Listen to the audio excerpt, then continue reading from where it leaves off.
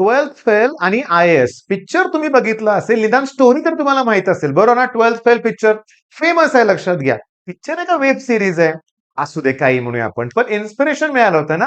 त्या व्यक्तीची स्टोरी आपण बघितली होती, की काय त्यानं कसा अभ्यास केला, काय केला, कसं स्ट्रगल केला आणि ते IPS झाले. त्यांचं नाव मला कमेंटमध्ये हवं आहे. सध्या मला आठवत नाही बरं का. त्यांच्या मुलाखत वगैरे मी बघत पिक्चरच्या वेळेस, लक्षात घ्या. ओके. पिक्चरची स्टोरी पण मला खूप आवडली होती. ग्रामीण भागातला एखादा होतकरू व्यक्ती जर प्रॉपर गाईडन्स मिळाला, डायरेक्शन मिळाली, झालं. त्यानं IAS करून दाखवलं. आता मी तुम्हाला स्टोरी सांगणार आहे, की 10 फेल सुद्धा SSC topper sorry CET topper होऊ शकतो. ओके. प्रूव्ह झालेलं आहे, लक्षात घ्या. तर त्यांचे इंटरव्ह्यू व्हायला पाहिजेत, लक्षात घ्या. हां. त्याच्यापर्यंत पोहोचलं पाहिजे आपण. मी असे हजारो तुम्हाला दाखवेन. हे एक उदाहरण काय घेऊन बसलाय, की आपल्या CET सेलचं काल मेरिट लिस्ट ओपन झाली ना, मला अशी शेकडो उदाहरण दिसलेत. यांना भेटायचं आहे. आता ह्याची नावं मी घेऊ शकत नाही. मला यांच्याकडून शिकायचं आहे, की 10वीत फेल असताना देखील CETत चांगला स्कोर कसा आणता येईल. मी तुम्हाला सांगतो, हे मी इकडे कोणाची नावं वगैरे घेतली नाहीयेत. ही या वर्षीची मेरिट लिस्ट आहे. सायन्समध्ये फक्त 34 मार्क आहेत स्टुडंटला, पण इकडे 99.99 हे बाजूला ठेवून मला टाळ्या वाजवू वाटतात, लक्षात घ्या. काँग्रॅच्युलेशन्स. पण हे केलं कसं? 26 वर्ष क्लास घेतोय, पण मला पण हे करता आलं नाहीये एवढं. मला पण जमलेलं नाहीये. मी तुम्हाला सांगतो, अगदी मेरिट लिस्टमध्ये जो पहिला नंबर आहे त्याचं कौतुक करावं तेवढं कमी आहे, लक्षात घ्या, की 10वीला फक्त 75% मार्क आहेत, पण इकडे 100. ओके. ह्यांचे मी रिक्वेस्ट करतोय, जे न्यूज चॅनल आहेत ना, थोडं इकडे पण लक्ष द्या. ह्यांच्या मुलाखती वगैरे घ्या. लाखो मुलांपर्यंत हे पोहोचलं पाहिजे, की ह्यांनी एवढं यश कसं मिळवलं. जरासं खाली येऊया आपण, की मॅथ्समध्ये 46 मार्क आहेत. ओके. सायन्समध्ये फक्त 50 मार्क आहेत. पण इकडं एक मार्क गेला नाही. 100 पर्सेंटाईल. 100. अरे 99.99 पण नाही, 100. जरा चेक करूया बरं का. मी काय म्हणतोय, एक नंबर काउंट करूया आपण. हे दुसरा 2 नंबर काउंट करूया बरं. 1, 2 किती लोकं आपल्याला गावतात, की ज्यांच्याकडून मला काहीतरी इन्कम मला काय पुढच्या अख्ख्या जनरेशनला याचा फायदा होणार, लक्षात घ्या. जरा शोधूया तरी. पण मी तुम्हाला रिक्वेस्ट करतोय, याची लिंक मी डिस्क्रिप्शनमध्ये देतो. तुम्ही पण कमेंटमध्ये सांगा, की असे किती लोकं आहेत, की ज्यांच्याकडून आपण प्रेरणा घेऊ शकतो, की 10वीला ठीक आहे 80% मी मान्य करतो, जात नाही काय. एवढंच चला ठीक आहे म्हणूया आपण. आता इथं मात्र या नंबरला मात्र मला भेटलं पाहिजे असं वाटतंय. इथं मी स्टार करून ठेवतोय. तिसरा नंबर लिहितोय, की 10वीला किती मार्क आहेत मॅथ्समध्ये? फक्त 38. 38 आहेत आणि PCMचे ना 100 पर्सेंटाईल. ओके. अशी कुठली जादूची कांडी फिरवली किंवा कसा अभ्यास केला? डेली शेड्यूल काय होतं? कुठला ऑनलाईन, ऑफलाईन क्लास जॉइन केला? हे थोडंसं कळालं पाहिजे बरं का, की हे सगळ्यांपर्यंत पोहोचलं पाहिजे. अजून आहे बरं का 63. ओके. 63 मार्क आहेत फक्त. चला ठीक आहे. हे पण चमत्कार आहे. 43 मार्क, 42 मार्क. पण इकडं काही कमी नाही. 100, 100, 100 म्हणूया आपण. ओके. 10वीला 55% मार्क आहेत. आणि 12वीत 74% मार्क आहेत. ओके. चांगली ग्रोथ आहे ना. तर आम्ही काय बघितलं आतापर्यंत? आम्ही काय बघितलंय? 10वीला 95% मार्क आहेत, 12वीला कमी आहेत. आणि सगळ्या मुलांचं बघितलंय मी, की 12वीला कमी स्कोर होतोय.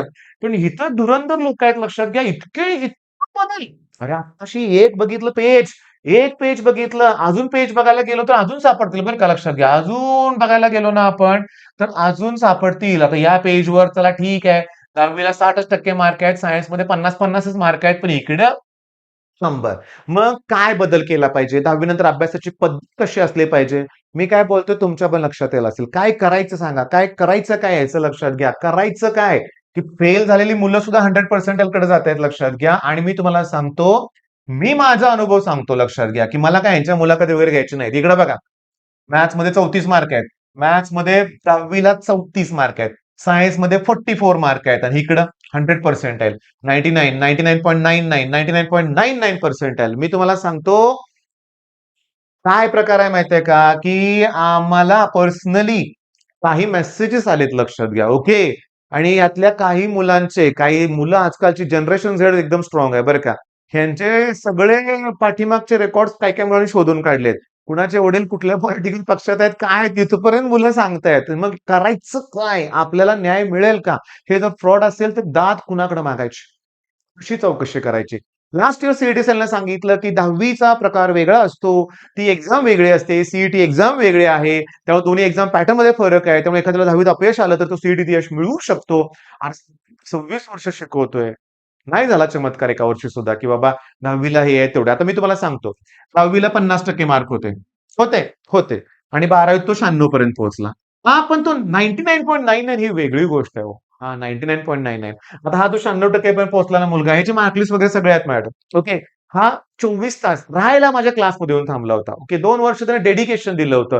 दिवस-रात्र कष्ट घेतले होते. फॉर्म्युले सगळे पाठ असायचे. काही विचारलं तर सांगता यायचं. प्रामाणिकपणे अभ्यास केला होता. तेव्हा कुठे 96 पोहोचला रे. 96 म्हणजे पण जास्त मार्क नसतात रे बाळांनो. मी तुम्हाला सांगतो 96 पर्सेंटाइल आणण्यासाठी सीईटीमध्ये 200 पैकी 110 पास झाले रे. पण 99.99 आणण्यासाठी रे 170 कडे जावं लागतं रे. आणि हा 60 मार्काचा डिफरन्स फार वेगळा आहे रे. फार वेगळा आहे. फार वेगळा आहे. 60 मार्काचा डिफरन्स फार वेगळा आहे. ही मुलं ऑर्डिनरी नसतात रे बाळांनो. ही एवढं फेल झालेली मुलं. ओके. फेल मी तुम्हाला सांगतो, की 10वी ला मॅथ्समध्ये 34 मार्क आहेत आणि 12वी ला 94 मार्क आहेत. मला फार त्रास होतोय लक्षात घ्या या गोष्टीचा. अजून पैकी जस्ट सुरुवात आहे रे बाळांनो. एस-एस-सी टोटल पुन्हा शोधत राहिलो ना आपण. बघा ना, हे 98-99% मुलं हे बरं वाटतं. हे बघा, हे बघा. हे कसलं मस्त आहे बघा. 10वी ला सगळे मार्क आहेत आणि 99.98 हे बेस्ट आहे उदाहरण लक्षात घ्या. असं ठीक आहे 100 जाऊ दे रे बाळांनो, 100 जाऊ दे. निदान 70-80 तर मार्क असू दे. 34 मार्क 10वीत फेल आहे तो मुलगा आणि सीईटीचा टॉपर. आणि मी तुम्हाला सांगतो ही इनिशियल आहे रे, इनिशियल आहे ही. मी तुम्हाला सांगतो इथं आम्हाला काहीतरी सीईटी सेलकडून हवं आहे रिप्लाय किंवा मी काय म्हटलं, आता 12वीत सुद्धा मी तुम्हाला सांगतो कुठला तर रिझल्ट होता. 35 पैकी स्टुडंटला मार्क 12वीच्या एक्झाममध्ये. इंग्लिश 100 पैकी 100, सीएस 200 पैकी 200, फिजिक्स, केमिस्ट्री, मॅथ 100 पैकी 100 पैकी 100. 600 पैकी 600 मार्क. 600 पैकी 600. इंग्लिशमध्ये एकही मार्क गेला नाही. 600 पैकी 600. कॉलेजेस पप्पांचं होतं. पप्पा चेअरमन तिथं. ओके. सगळ्या गोष्टी मी तुम्हाला सांगतो. मला इथं राग येतोय. कुठल्या गोष्टीचा सांगतो. मी बोललोय एका व्हिडिओत. एक माणूस उपोषण करतोय. ओके. आणि ही नालायक लोकं यातली काही म्हणूया आपण लक्षात घ्या. पैसे देऊन रिझल्ट विकत घेत असतील. केवढ्याला पडतंय? केवढ्याला पडतं हे? आपल्यासारख्या मुलांचं किती नुकसान आहे सांगतो. 99 ला रँक गेले 4,000 कडे. 99 ला रँक किती गेले? 4,000 कडे लक्षात घ्या. 4,000 कुठे ते असे जास्त गेलेले आहेत. ओके. मी तुम्हाला सांगतो 97 ची रँक 10,000 च्या पुढे गेलेली आहे. ओके. आणि हे असे मध्ये घुसलेत सगळे म्हणूया आपण लोकं, की ज्यांचा रिझल्ट मनाला शंका निर्माण करतोय, की काय खरोखर आहे का हे मार्क? प्रामाणिकपणे मिळवलेत का हे मार्क? आणि मी आरोप नाही करत. फक्त मी काय म्हणतोय, की ह्याची चौकशी थोडीफार तरी व्हायला पाहिजे. थोडीफार तरी व्हायला पाहिजे. मी तुम्हाला सांगतो, की कॅपॅसिटी आहे का? तर माझं म्हणणं बरोबर आहे. मी तुम्हाला सांगतो कळतंय का बघा ना. 10वी मग 34 मार्क का पडले? मग ते 35 पास असताना. का कंबाईन पास व्हायची वेळ आली? ओके. का? 10वी एवढं अवघड असतं का? नाही ना. सायन्स 1, सायन्स 2 इतकं अवघड नाहीये. बरं एका विषयात अवघड गेला असेल. हां, ठीक आहे. तो विद्यार्थी आजारी वगैरे पण असू शकतो. सगळ्या गोष्टी मान्य आहेत रे मला, सगळ्या गोष्टी. पण याची कुठेतरी चौकशी व्हायची चान्सेस आहेत का? काय करावं लागेल त्याच्यासाठी? काय करावं लागेल? मग मुलांचं ना भ्रमनिरास होतो इथे लक्षात घ्या. मी मुलांना रिक्वेस्ट करतोय. आपण आपला प्रामाणिकपणा केव्हा सोडायचा नाही. ओके. आपण आपल्यातच ग्रोथ करावी लागणार आहे. सगळं लढून मिळवावं लागणार आहे लक्षात घ्या. आणि का लोकं बाहेर चाललेत मग? मी तुम्हाला सांगतो हे ज्या बाहेरच्या कंपन्या आहेत ना, Tesla असू दे. Teslaमध्ये माझी बहीण आहे. यायचंच नाही म्हणते अमेरिकेतून आता परत भारतात. तिकडे 3-4 वर्ष गेली ना तिकडच आहे ती. ओके. तिकडे छान डेव्हलपमेंट आहे त्यांची. ती एकटी नाही रे. देशातले सगळे जे ब्रिलियंट लोक आहेत ना, ते बाहेर चाललेत. हां, हे ज्या मोठ्या कंपन्या आहेत ना, सीईओ सगळे इंडियनच आहेत. ओके, ब्रेन आपलाच आहे. मग हा भारतात का उपयोगी पडत नाही? सिस्टम आपली खराब आहे. खराब आहे लक्षात घ्या, एकदम खराब आहे. आपली एज्युकेशन सिस्टमच खराब आहे म्हणतो मी आपण. हे ना, काही वेळेला असं होणार आहे, की पैसे भरा आणि सगळंच मिळवा. मी तर काय म्हणतोय, की कॉलेज तरी कशाला करतायत ही मुलं? पण सांगतो, त्यातली बरीचशी मुलं आता सीईओपीत माझे स्टुडंट आहेत. ते सांगतात, यांचा 1 पॉइंटर बी येत नाही. 1 पॉइंटर सुद्धा येत नाही. पॉइंटर 0 पॉइंटमध्ये त्यांचे पॉइंटर आहेत. फेल असतात असली मुलं बऱ्याच ठिकाणी. सीईओपीत आहेत बरीचशी मुलं आहेत. अशी मुलं आहेत, की जे येतायत 4-4, 5-5 दिवसात फेल होतायत. मग बसा मग YouTube चॅनल काढून लॉगिन करत बसतायत. गाईज मैं इधर गया, गाईज मैं उधर गया. झालं संपलं. दुसरं काय नाही. मी तुम्हाला सांगतो हे थांबलं पाहिजे. ह्याची प्लीज सीईटी सेलला विनंती आहे. कुठेतरी काहीतरी थोडं तरी चौकशी होऊ शकेल का बघा. आता सीईटी सेल करणार नाहीये. पण मी तुम्हाला सांगतो या वर्षी या मेरिट लिस्टवर प्रॉपर लक्ष ठेवा. ओके. हुज फर्स्ट सेमिस्टर ह्यांची लिस्टच काढूया आपण आणि क्रॉस चेक करूया आपण, की खरोखर जमलं का? नाही जमत. सोडून देतात इंजिनिअरिंग हे. सोडून देतात लक्षात घ्या. ओके. मिळेल चांगलं कॉलेज मिळेल. सीओपी मिळेल, विजेटीआय मिळेल. मिळणार ना. रँक 100च्या आत आहे ना. मला टॉपचं कॉलेज मिळणारच आहे.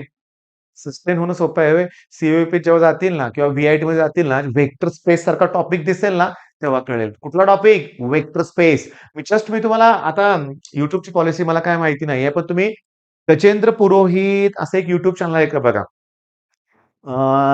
मिलियन मध्ये सबस्क्रायबर आहेत त्यांच्या लक्षात घ्या. 1-2 मिलियन नाहीये, जास्त मिलियन आहेत लक्षात घ्या सबस्क्रायबर आहेत. त्यांनी जेव्हा वेक्टर स्पेसचा पहिला व्हिडिओ अपलोड केला, 6 वर्षापूर्वीचा व्हिडिओ आहे, 6-7 वर्षापूर्वीचा. कमेंटमध्ये 3,000-4,000 कमेंट असे आहेत, की "सर पहिल्यांदा तुम्ही शिकवलेलं काही कळालं नाही." सोपा सिलेबस असणार आहे व्हय. झेपला तरी पाहिजे ना. नाही झेपत, नाही झेपत. तिथेही पैसे द्या, तिथेही पैसे द्या. प्लेसमेंट पैसे द्या. प्लेसमेंट मिळालं तर जॉब करावा लागेल ना, का तिथेही पैसे देऊन सरळ बसवायचा. आता मी तुम्हाला सांगतो, शिक्षण क्षेत्रात सुद्धा असं घडतंय, की तुम्हाला सांगतो, ज्याला गव्हर्नमेंट जॉब आहे, तो फिरायला जातो शिक्षक आणि डमी शिक्षक ठेवून जातो. त्याला पगार स्वतः देतो हा. रिॲलिटीमध्ये असं घडतंय. पण हे असं घडलं तर आपल्या देशासाठी काय उपयोगाचं आहे सांगा बघू? काय उपयोगाचं आहे? मग मी तुम्हाला सांगतो, गव्हर्नमेंट कारवाई करेल न करेल, तुमचं लक्ष पाहिजे ह्यांच्यावर. तुमच्यात ह्यातले काही टॉपर सी असणार आहेत, काय असणार आहेत? बघायचं या बॅचवर, लक्ष ठेवायचं. ह्यांना कुठं मिळतंय ते बघूया आपण आणि काय आता आपल्याला दुसरा ऑप्शनच नाहीये. मी रिक्वेस्ट करेल सगळ्यांना, ॲक्चुअली सगळ्यात अगोदर निशांत पटवर्धन सरांनी हा मुद्दा उठवला होता. ओके. त्यांनी हे जाणून दिलं होतं, की एवढं कसं काय? 4 वर्षापूर्वी. म्हणजे 4 वर्षापासून सुरू आहे. नीटचा गोंधळ वर्षानुवर्षे सुरू होता. यावर्षी उघडकीस आलं. ओके. आता हे पण कुठेतरी उघडकीस यायला पाहिजे ना, यायला पाहिजे. पण बघू काय होतंय ते. ओके. पण तुम्ही नाराज होऊ नका. तुमचं अभ्यासावर फोकस ठेवा. लक्षात घ्या. तुमच्या अभ्यासावर फोकस ठेवा. तुमचे ऑप्शन फॉर्म परफेक्ट भरा. ती वेळ पण जवळ आलेली आहे. त्यात बिलकुल उशीर करायचा नाही आपल्याला. All the best.